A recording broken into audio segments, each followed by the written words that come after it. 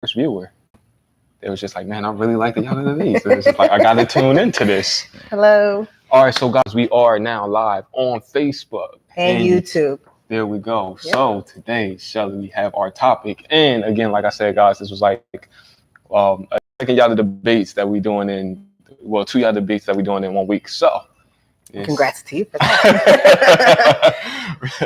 So, Shelly, what is our topic today? Today we're going to be talking about relationship cliches, like aside from like the normal stuff like cheating and financial stuff that could impact a relationship negatively that people really don't talk about. Yeah. Like one example is toxic family members, things like that. It can influence your relationship and in ways that you wouldn't even expect. Like if you have a family member who's always planting in your mind that your partner doesn't do this or isn't like this for you, eventually from hearing it from so much, you're going to start to really question your partner and look at them that way. And if you don't have a strong mind, or if your partner does do something and then now you're looking at them, you're always going to have that in the back of your mind, because who would you trust more, your family or your partner? And I think an important thing about this is specifically is, like you said, it's one of those things that's outside of the obvious. It's one of those things that we don't necessarily like always think about might be a relationship like factoring in it. Like, of course, like, you know, when we go into a relationship, we expect not to be abused or cheated on or disrespected and things like that. But when we get down to like those core things, it might not be something that we always like talk about. And it's something that partners might have to talk about, or not even just partners, but like you said, family members, like, look, hey, stay out of my relationship. You know what I mean? And that's one of the big things that they say. And like you said, if somebody's like consistently telling you something about like a certain person, even though you may not want to believe it, we don't have any idea like how much that consistency plays on influence on the way that we think. Or like you said, when we do see something that seems like a little iffy, we kind of might revert to what that person might have said. Yeah, you start to second guess your partner, because now you're looking at them like, all right, such and such, they was right about you all this time. And then even if you don't say it out loud, you might just think it. Like they could be like, oh, your partner isn't that supportive of you. And you'd be like, oh man, me and my partner, we good. And then one day they just be like, man, I don't feel like doing this today. And they'd be like, mom was right about you. Like, so it's hard to differentiate like what is constructive criticism versus what's just flat out like misery and hate for your relationship. Now, let me ask you that. What part, because like we can't, I don't think we can say, Jasmine, what's going on? She said, turn up the volume, cuzzo. The volume is turned up, cuzzo, but hold on, just to make sure. Well, no, that's my ringtone. But we should be good. So, but basically what I was saying is, we can't necessarily say that, okay, we're just going to exclude our partner from our family, because, you know, it's always like, you know, family events and get-togethers, barbecues, picnics, holidays, and things like that, where as your significant other and moving forward to the point where it's just like, okay, I am bringing this person into my family. We can't necessarily like disregard the fact that and say like, okay, we can't really adhere to anything that they say. That's why you set boundaries with them. Boundaries like where you allow people to respect your relationship and not interfere as much. Like you can be visible, your partner can be visible, you guys can interact with people, but set a boundary. Like if they start to even say something that you feel like your partner, you nip it in the bud before it develops into something bigger than what it is. You set those boundaries from the beginning so that nobody else can impose on that. Now with that,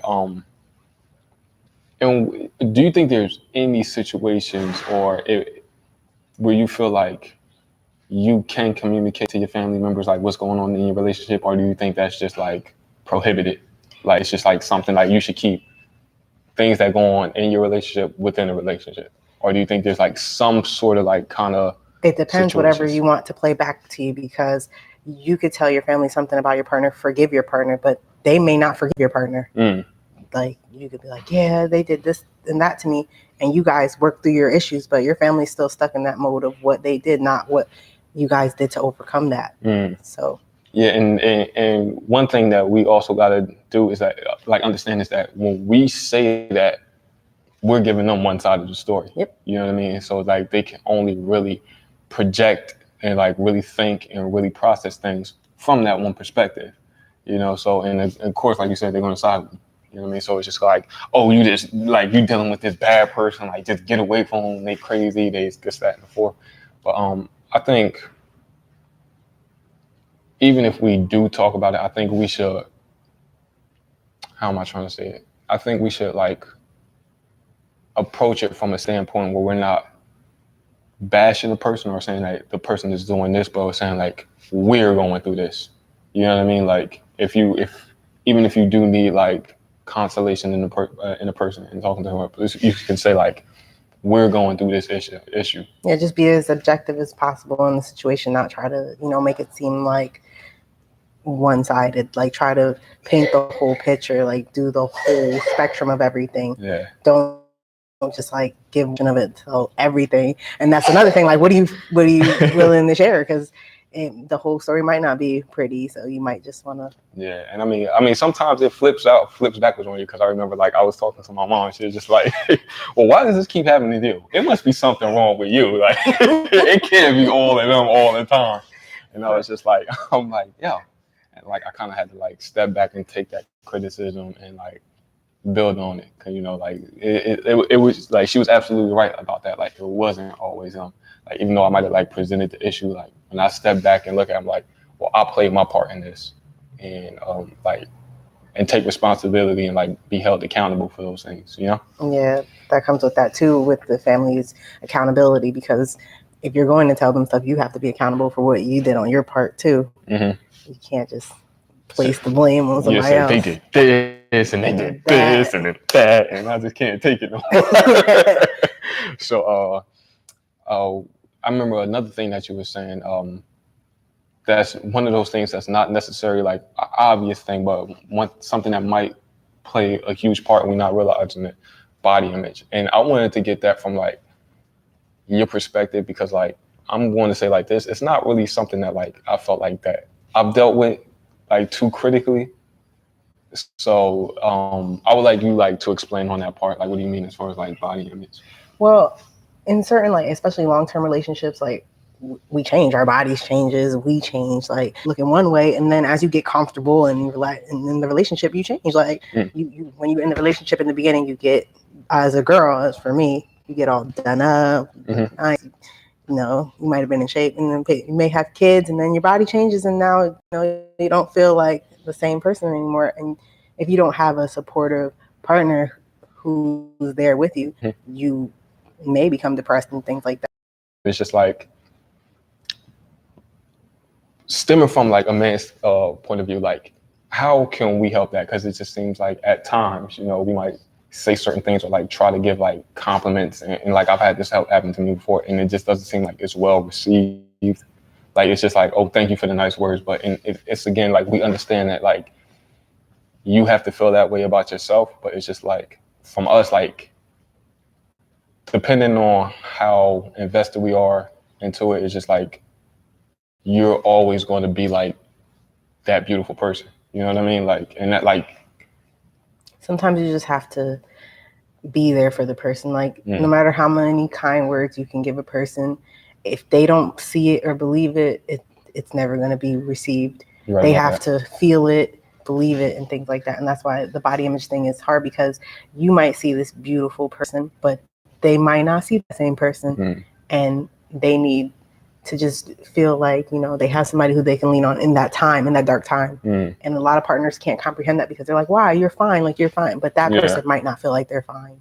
You're right about that. And like I said, like even if I talk to like some other guys about it, it's just like it's not something that like guys like that really like guys like deal with. Like as far as like we might look like, damn, I need to start hitting the gym or something. Like I remember my girl showed me this picture of me. I'm like, damn, I'm looking like kind of scrawny. Like somebody could beat me up like right now. Like I need to get in the gym. It's things like that, but it wasn't anything that I felt like it was detrimental to like my relationship. It's like I wanted to tone up, because like I'm like, again, like you said, like I need to like feel better about myself. Like I need to like walk around with my chest open, like, so it's just things like that. And like as a woman, like how do you like overcome those things, like as far as like body image, and like really learn to like appreciate yourself? And because again, it goes both ways. It's just like if somebody's like or your significant other is like continuously giving you compliments and they feel like it's not being received, like it wouldn't even be compliments. It's just little things that you do, like don't compliment their physical anymore. Try to do things, make the person just feel appreciated and warm inside, because then now they're going to be more focused on their physical appearance. Whereas if you just remind them that you are still a beautiful whole person, not just a beautiful person because your body or things like that, make them feel appreciated all around the board, then they would feel better. They would feel more secure in themselves as a person, because when you get real genuine love, you can give real genuine love back. You're right about that. So it's just as simple as, just be there, be a supportive person. Like if that person's in that moment, don't especially with body weight, people are sensitive about that. Like compliment something else, like, oh, do you want a new book? I see your mind is brilliant, like things like that. Remind them of their other beautiful like traits, because their biggest flaws, oh my gosh, like I'm not the same person I was in 2010. I don't got that. I don't got that some weight no more. And he's telling me, oh, you look nice and thick, and it's like, no, this is bad. I need to lose this. Like I got it. And again, I guess that's something like, and we said this before, like communicating it. It's just like, because again, standing from like that point of view, it's just like we might not like always understand like where it's coming from, and it's just like if we don't really understand why you feel that way, then it's going to like come off as like it's unappreciated, and it's just like being honest about like okay, like I understand like you see me that way, but I don't necessarily see myself like that. Like, and you have I need to have to those like conversations with your partner, and that's something that you would have to make them feel comfortable to have that dialogue. Like that's something that you guys would have to build up to that, like talking and having that conversation, because it's not easy for a person to admit like, yeah, I don't feel like myself, I don't feel this way, because some people are ashamed of that. Like they're ashamed to admit whatever they have going on, because it's very personal to them. So having a partner who's supportive and just listens and is just there is good. Whereas if you just have someone who's just not looking at it from their own perspective and not taking into consideration that maybe you don't want to talk about it right now, maybe you just want to just be you for that, and just I don't know, because sometimes with body image, a lot of times when women complain, they'll be like, well, just hit the gym. It's not that. It's like something else. It's like, yes, I'm complaining, but still, like, love me in all my roles. Like, yes, hit the gym, but buy me a tub of ice cream. But still, it's like sometimes we just say those things just to, see how you guys feel too. And I would say like for guys, an aspect to that, it's not necessarily body image. I think like some of the things that we might get like insecure about is just like status. Like we might not feel like we are where we want to be, and that it's kind of things like that that'll make us like feel insecure. Like I don't think ours is like necessarily like a physical thing, but like like we'll get insecure about like certain things too. And it's just like remember we was talking about like the pay scale thing, like making like your partner making more money than them. It might be like situations like that, and I think like from the man point of view, it might be things that they need to be reassured by that. Yeah, because that can also create issues in a relationship as well too. That's another thing that people talk about, is that the roles in the relationship too. Like that comes from that. It's like, do you want to fully support your partner? Do you feel like you should do that? Do you want to split it 50-50? Yeah. And that comes with that, because there's certain people who get into a relationship expecting to be fully supported. There's some people who come into a relationship like, I want to carry my load and you carry yours, and we do this together. Like, let's be a team. But it depends. You have to know your partner and know what they want. Yeah, and like again, like you said, like it comes from like that communication, like again, like, and then understanding that like, okay, even though like, because even like for some of the people, like it might be like, oh yeah, the 50-50 sounds good, but some people still have like that kind of like that ego about it, like, nah, I don't want to split it 50-50. And I like, to me, it's something that I had to personally like get over, like and look at from like a different perspective. But so I couldn't really say like any kind of techniques to kind of like approach about it. But again, like with anything else, like just communicating to that and communicating and comprehension, because you can communicate to somebody and they don't understand what you're saying to them. Yeah, they have to understand where you're coming from and things like that. Because I could tell my partner that I want to certain amount of stuff and I want to do this, but you're right about that. And like you said, again, listening to understand and stuff like that. So, what was the other thing that you was telling me about? You saying PTSD? Yes, PTSD in a relationship. This is my baby.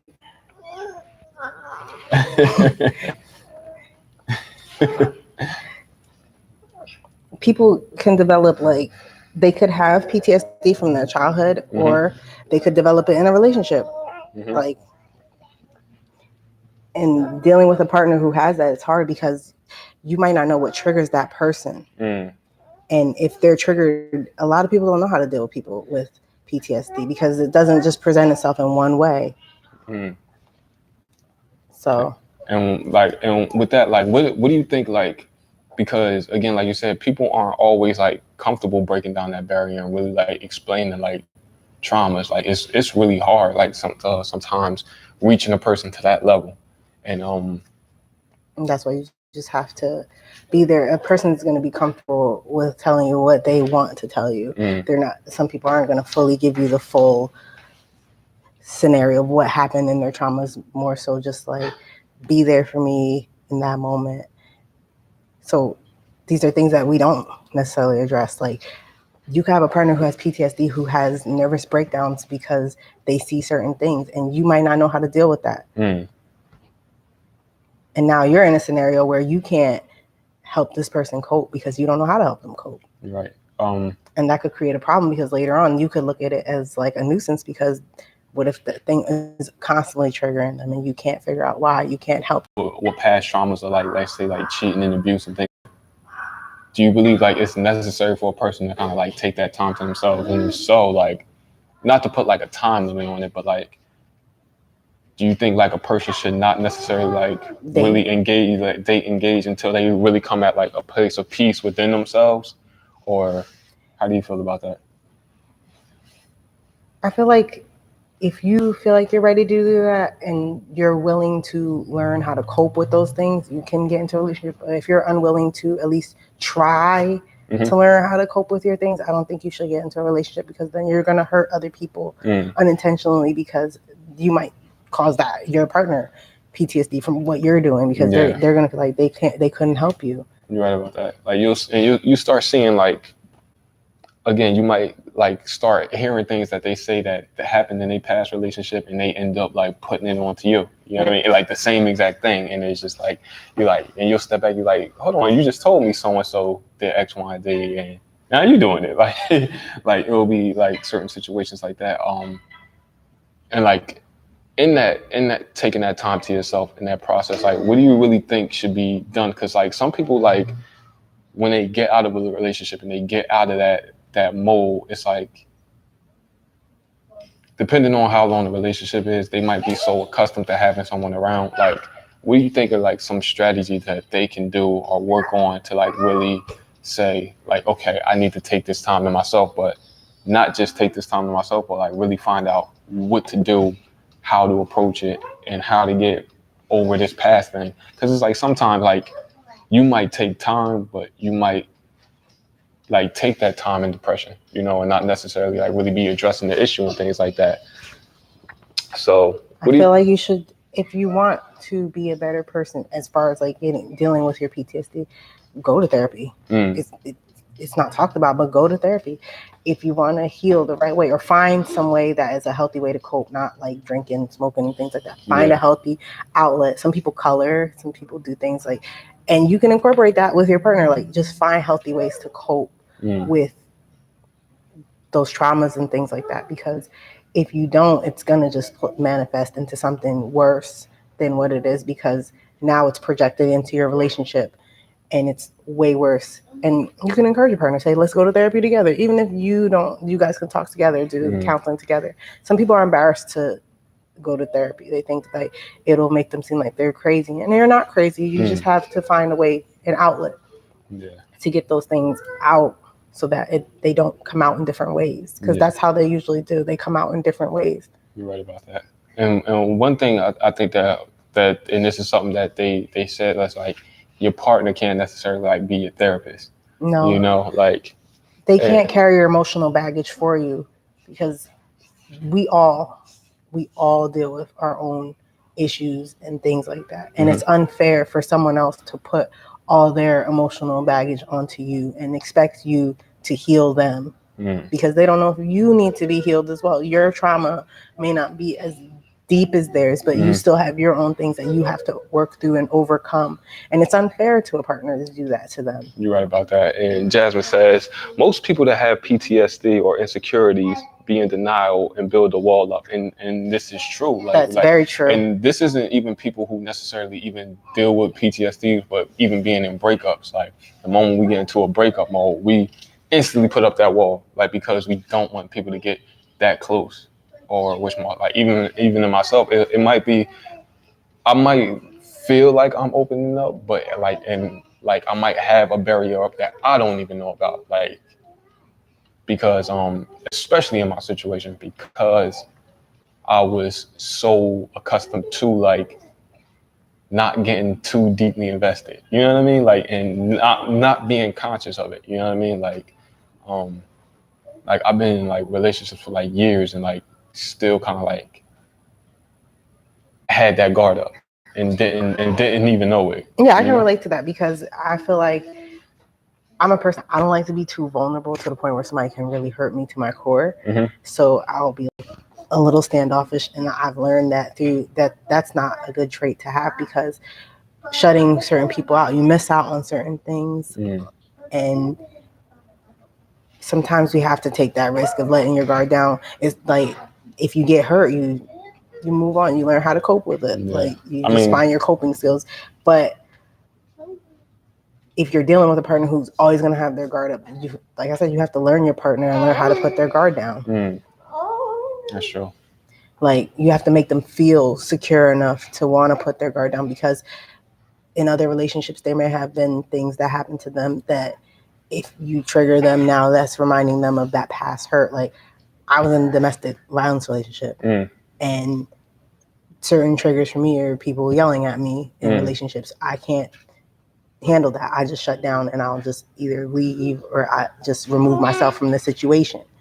Whereas other people might deal with partners like that and yell back, do things like that. But in my situation, that wasn't the case. Like, my life was on the line, so I would rather just walk away from that. So dealing with a new partner, they may not understand that. And I'm the type of person where I'm very open with who I am in my life. I'll tell you when we are in the talking phase, the dating phase. Like, I was in this situation, this is what happened to me, and things like that. And once they set off that one little trigger for me, that's it. I can't go any further, because now that wall is up, because I'm like, this is a flashback of where this used to be. And at that point, it's just like, all right, I can't let this person. And that's why I was going to ask you, like, is there a situation where you feel like you shouldn't necessarily, like, let a person, like, get that deep in that event that you feel that a person feels triggered?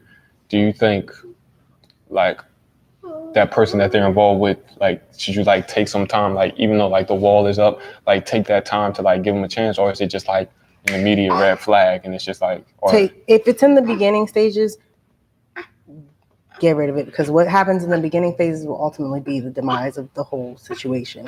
But if it's something that's happening over time, try to take time out, give your partner some space, like, give you space, talk it out, because you can't be around somebody 24/7 and try to figure out a problem. You need time to process the situation and things like that. And that's one thing they were saying. It was just like, and I read this in a book. They said, if you really love a person, the most important thing that you give them is space. Yep. It's just like, we always think that we kind of, like, got to be crowded around a person. Like, I always need to be there for a person. You need to be able to identify, like, when that person needs space and when you need space. Yeah, we're not halves, we're whole people. So you cannot give someone what you cannot give yourself. You have to be a whole person to love a whole person. So you have to be able to be there and be in sound mind to give someone anything in any type of relationship. Because if we're messed up, they're going to be messed up too. That's just grounds for a toxic relationship. Now, let me ask you, like, about this. Is there I'm trying to say, is there like certain qualities that, and I'm just gonna ask this from the perspective that you feel like that you might not like a person, but that you feel like that you feel so strongly about them and so connected to them that you accept those things, or there's been situations where I have accepted certain things that I personally did not like from people because I know that I can't change someone. Anybody who wants to change is going to change themselves. I can only tell them that I don't like these things, but I'm not going to force you to change. Like, I'm not going to give you an ultimatum to change the way you are or change the things you do. It's just more so I'm going to express my concerns. And if you don't feel like you need to change, I'll respect that. But as long as I expressed it to you in a healthy way and things like that. That's how I look at it. Like, I'm always for being fair, like expressing. Like, if I don't like something, I'm very vocal about it. Like, it's not always about me. Like, my partner is a person too, so I have to let them know, like, oh, I don't like this. I don't like you doing this or things like that. But I've learned from a book that I read that you have to love people as they are in that moment. And that's one thing in relationships that a lot of people don't do. We love what they can be or who they were, but never who they are in that moment. You have to love a person for who they are right at that moment, because we constantly change. We constantly change. I'm not the same person I was 2 years ago, a couple of days ago. Even the last time we shot the skit, I had a whole different hairstyle. So we constantly change. We're constantly changing. He says we got to move the phone closer, so let me move it right here. Okay, can you hear us and see us now? Let us know. Yeah, he said so. We should be good, but So, and this is something that I had actually just thought about now. What about in reference to long distance relationships? Like, what is your stance on that? Because that is something that might be strained, and it might be a situation where, and we see this often like within military couples, So, it depends on how much you trust the person, your level of trust. Because I, in my personal opinion, do not think long distance relationship work. I just do not. He was like, I just can't do it. I can't do it. Because there's always going to be that seed of doubt in your mind, like, what is this person doing? Yeah, when they're not talking to me. And if you guys don't have that constant flow of communication, like, all right, in the military, you can't talk to that person. So you accept the certain times and things like that you talk to them when they come back home. But there's always going to be that doubt in your mind, like, what if they're doing something else on this base or messing with those people at that base where they're at and things like that. So yeah, so and it's hard. Now, like in a situation where, like you said, it's not the military, and let me put in a reference to this. I think like the longer the distance, the more strain on it. Like if you dating somebody that's like, all right, let's say maybe like an hour and a half away, it's still the same strain. You think so? It's still the same strain, because then it comes down to time. It comes down to time spent. It comes down to time.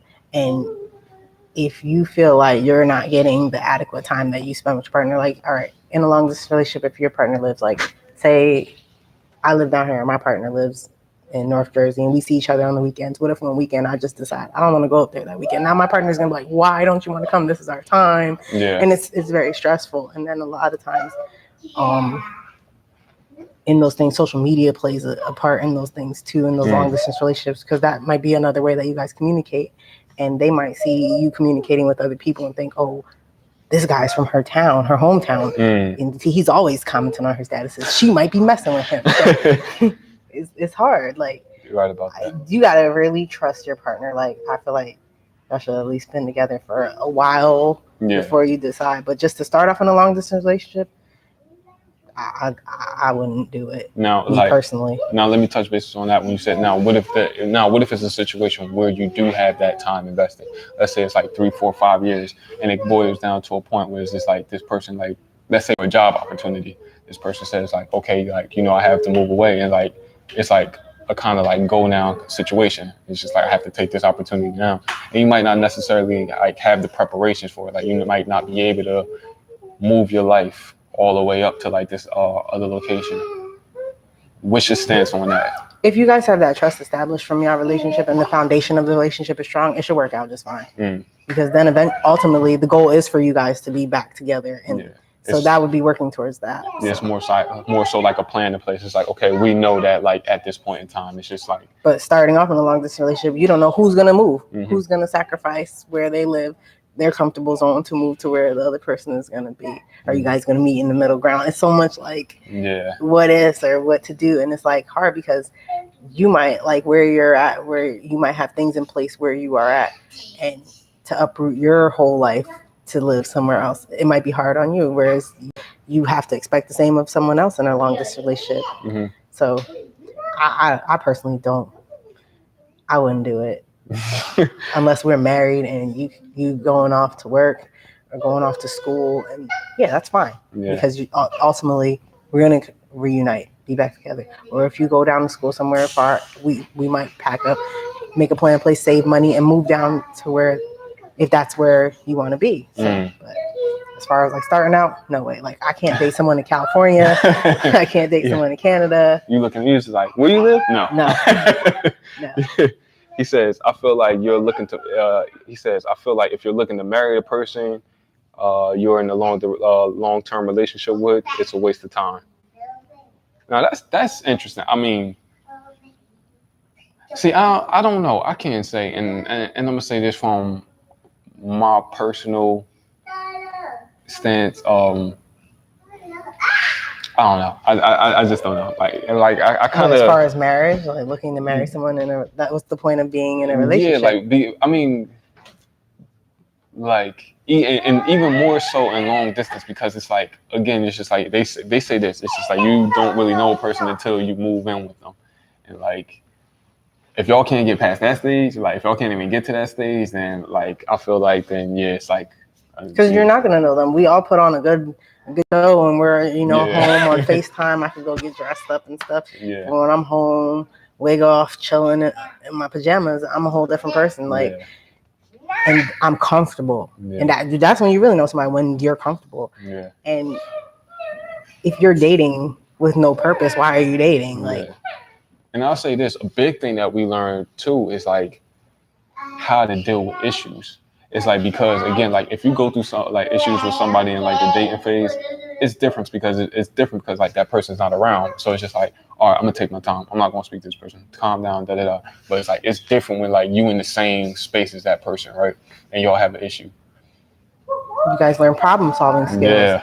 Like you guys learn how to deal with each other, how to problem solve in those moments, in that moment in time. Because if you're in a long distance relationship, you guys get into an argument, they hang up on you, you calling them back 50 times, they don't answer you, now you're getting more upset. Yeah, you just going down the drain. It's like, oh, what are they doing? They probably talking to somebody else. I can't even X, Y, and Z. So versus if they're here, you're in your face, you guys could talk about it. All right, I'm gonna cool off here, cool off there. We come back when we have cooler heads and talk this out, see what's up. Why are we clashing? You're right about that. And you were saying this, so as far as like, I remember you were saying like as far as like the dating stage, the talking stage, X, Y, and Z. This is something that I might think. What do you feel like where you might be in a certain stage in a relationship and the other person is not reciprocating that? Like, do you feel like you should take a little bit more time to see if they like get there, or do you feel like it's like, okay, no, it's a dud, I'm done with this off the bat? Well, definitely when I'm in the dating talking phase, like I always have to ask questions. Like I always say, where do you see this going? What are we doing? And a lot of times that's misinterpreted as like trying to rush into something. Whereas it's more so trying to see, where do we stand? Should I take this more seriously? Should I start investing more time into this? A lot of times guys think that girls ask these questions because we're trying to rush into something, whereas we're trying to figure out where your head is at, what do you want? What are your expectations of this? Are we friends? Are we just talking? Are you still dating other people? Should I still date other people? Yes. So we try to figure that out so that we don't get ahead of ourselves. Okay. So we have to figure that out to see if we're going to get more ahead of ourselves or not. Because it's hard to be in a situation where you're getting unrequited love. Like it's extremely hard, because then you're going to be hurting and not the other person. They can go on with their life. You're right about that. Okay. Okay. All right. Here So you go.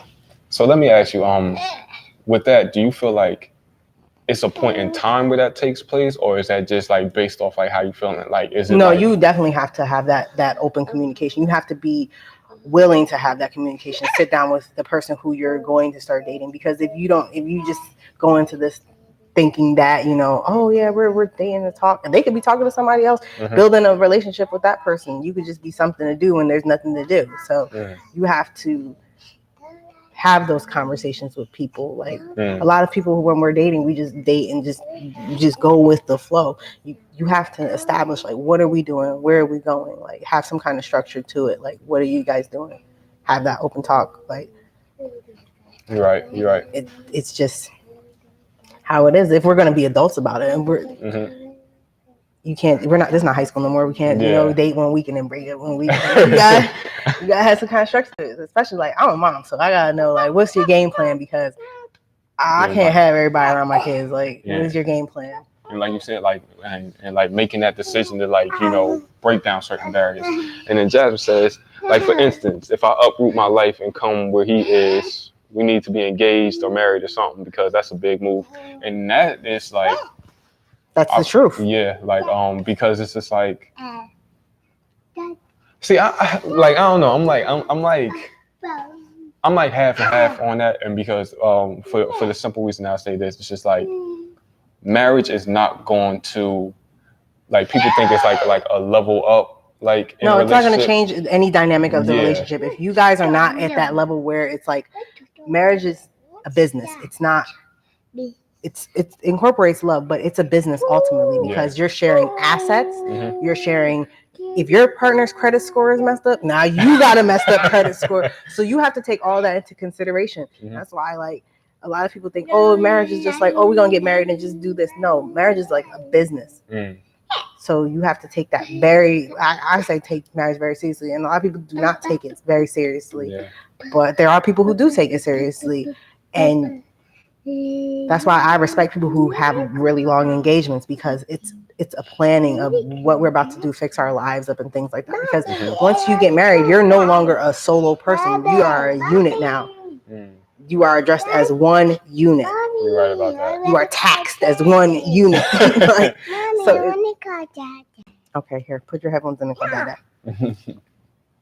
So, but again, like you said, like, and go ahead. I think that might be one of the things. It's just like we kind of have like a misconception that we think like, oh, marriage is just like this, like, oh, we get married and it's just like, oh, it's all butters and flowers. It's like, no, if like your relationship was bad before y'all got married, it's gonna be bad after y'all got married. Now you're just in a bad marriage. Like, all for it. You were in a bad relationship, now you're in a bad marriage. So it's more so the relationship has to be solid. The foundation has to be strong. That's why in the talking phase, that foundation has to be strong. If you start off on a shaky foundation, it's going to be a shaky relationship from start to finish. You're right. So you have to build that. And that's another thing that we don't talk about. In the beginning, a lot of people do not have these hard conversations with their partner. They wait until something happens and then they have these conversations. Like, in dating, we wait until something happens with our partner and be like, what are we doing? Like, what are we doing?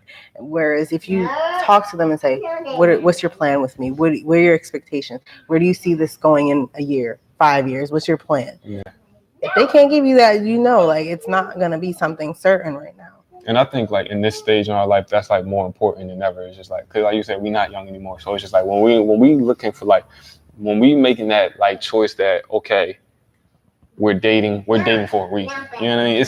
It's not like I'm not 22 anymore. I'm not 18 anymore. You know what I mean? Yeah, like, we're dating with purpose. And now we're older. A lot of us do have kids. A lot of us have a lot of things going on. We're more responsible. We have responsibility to take care of. You can't be the sole responsible person in a relationship and be dating someone who's carefree and things like that, because it's going to hurt you in the end. Yeah. Like, you could have all these things in place for your relationship and things like that. Like, you could be living in an apartment as a single person. Now you meet a girl who doesn't have an apartment and she wants to just move in with you but doesn't want to pay rent. That could be a factor too, like an issue. But she could be like the type of woman that'd be like, well, my man's supposed to pay the bills and I'm going to take care of the house. And you look at it like, no, this is a second income. So And one thing, so like as far as like the relationship cliches and how they have like, what are like your closing thoughts or like, is there anything else on it? I think I pretty much touched on most of the cliches that I wanted to touch on. It was more so just family. Now that I'm thinking about it, we don't talk about the dating part of it either. We don't think about it as far as the beginning parts of establishing the foundation of the relationship. Right.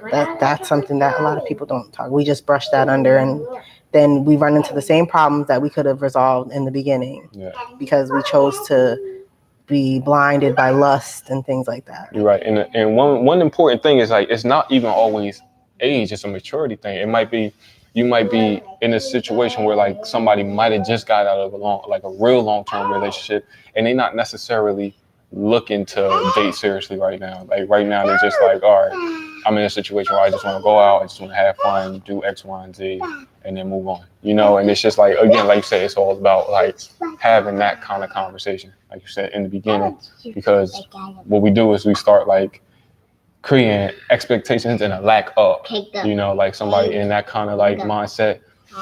When you say like that kind of questions, like they're saying like, okay, what are we doing? They might take it as like, oh, they think this is serious. You know what I mean? Like, so it's again, it's like having that kind of conversation. So yeah, because then if you see if that person says, oh, you're taking this serious, you know now, there's your clue. A lot of communication is nonverbal. You know now, like they don't take you as seriously as you thought you took them. Like, so now you have to reassess like your thinking, and it's okay to date.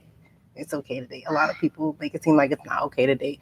You don't have to just put all your eggs in one basket. Like you get with one person and be like, this is my forever person, because no, it's not. Like I found it. Like, I applaud those who do find that one person, but sometimes you have to date a few people, and you know it's going to be a lot of hit and misses a lot of times, but you'll eventually get that person who is your other person. But you're right about that. Not everybody's going to be that person. You're right about that. Like immediately from like the first day, like, oh my goodness, the first, like you have to get to know people, get to know them, get to know their flaws, how they are, like how they are with their family, like. And then also learning yourself as well, because it's just like we tend to like know ourselves, but then we don't know how like we'll interact with another person. Like we don't know like how it is for us to share, but like to be able to step out that comfortability zone and say like, okay, now I'm sharing the space, you know, like, or because a lot of us think that we're good boyfriends and girlfriends because we don't cheat, but we could be very toxic people in other ways. Because what if I'm a person that likes to argue all the time? Yeah. Like, you ain't buy no milk, I want to argue with you now. Like, oh, you ain't buy no milk. So a lot of people think because they don't do the basic necessities like, in relationships that they're a good partner, but that may not even be the case.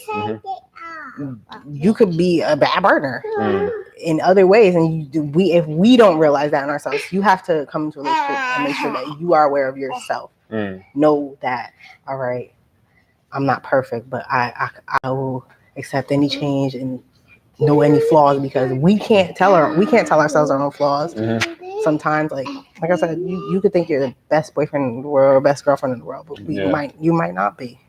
Like, what if you're not attentive to their feelings as much as you think you are? Yeah. They'd be like, you don't pay attention to me, or you don't pay attention to how I feel. You don't listen to how I feel, and you think you do. Yeah, like you said, like, and that's why like dating shouldn't necessarily be like, you know, scrutinized, because it's just like, again, like you need that time to like really figure out how you operate in a relationship, how you operate, what you like and what you don't like, because we may think we know what we like and what we don't like, but you don't know. You haven't dealt with every person in the world. There's so many different personalities out there, and we clash with so many different personalities. Like, there could be people, you could be a type A person where you like things in order, a certain way, in certain places, and you date a type B person and they just throw everything everywhere, and that'll fill your whole life up. You'll be like, no, I can't do this. I can't. They're setting me up. I can't do this. Like, I cannot.